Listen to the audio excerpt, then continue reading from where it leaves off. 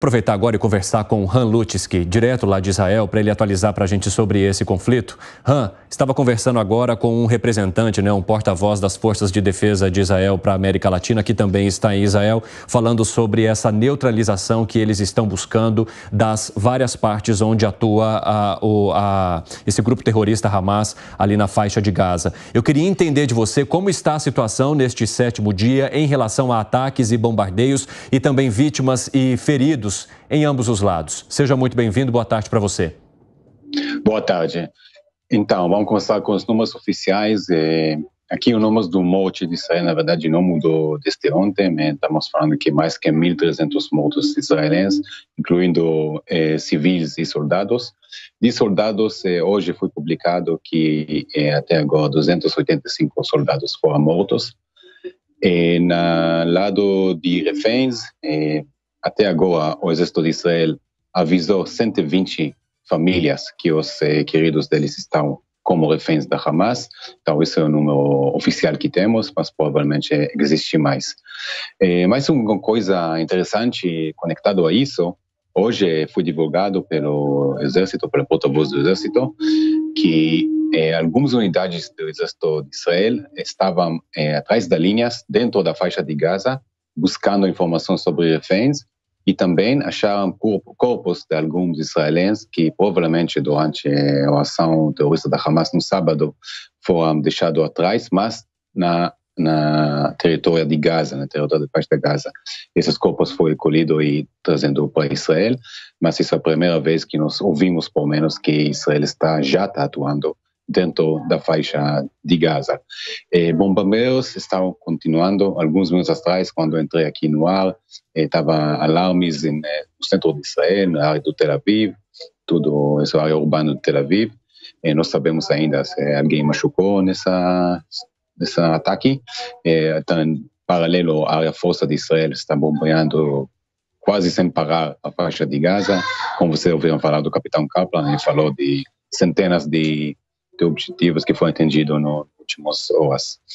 Hoje, mais uma vez, no lugar mais tenso, que está na fronteira com o Líbano, não é mais tenso, mas a tensão está aumentando.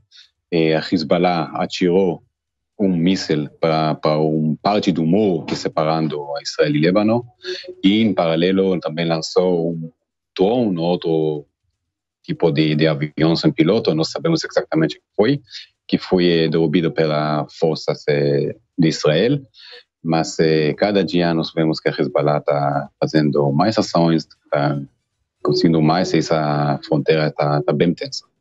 Han, o Gustavo Segré tem uma pergunta aqui para você. Vai lá, Segré. Boa tarde para nós, boa noite para você. A pergunta tem a ver com essa logística que involucra a possibilidade das pessoas terem que deixar a parte norte da faixa de Gaza para ir para o sul. Eu andei investigando e tem 20 hospitais no total da faixa de Gaza, sendo que 16 estão na parte norte e apenas 4 estão na parte sul. Sabemos que tem falta de combustível. Então, como se espera que as pessoas que estão na parte norte consigam chegar a tempo na parte sul e, eventualmente, se tiver alguma necessidade de algum serviço de medicina, como seria resolvida essa questão, considerando que a maior parte dos hospitais estão precisamente na localização que eles têm que deixar? Confesso que não sei onde está o hospital em Gaza, então não posso confirmar essa informação, mas Gaza não é muito grande. Gaza, de um lado para o outro, é 40 quilômetros de norte para sul. Então, de norte para o centro, é menos que 20, não uma distância que a pessoa não pode passar em 24 horas, não falando a pé. Ainda tem suficiente gasolina para, como estamos vendo na ação militar do Hamas, que não falta gasolina para coisas que eles precisam. Então, não acho que isso é problema para a pessoa se mobilizar de norte de Gaza para centro da Gaza. Claro que o problema vai ser um problema grande de refugiados, vai ser muita gente fora de casa, talvez milhão de pessoas, ou quase 1 milhão de pessoas. Isso não é uma situação que é bom para ninguém, mas acho que vocês ouviram um pouco antes a opinião do Israel, do porta-voz do Exército, que explicou qual é o objetivo disso, separar civis de terroristas. Israel avisou 24 horas antes, que, como falei, acho que é bem suficiente para passar essa distância de norte de faixa de Gaza para sul. E claro que isso vai causar muitos problemas nos hospitais, nas pessoas com dificuldades, mas do outro lado, Israel vai reagir a essa coisa que aconteceu em sábado. Isso não é uma coisa que Israel vai passar porque tem pessoas doentes em Gaza. É o problema, quem que tem que cuidar desse problema tem que ter responsabilidade. A Hamas que começou tudo isso.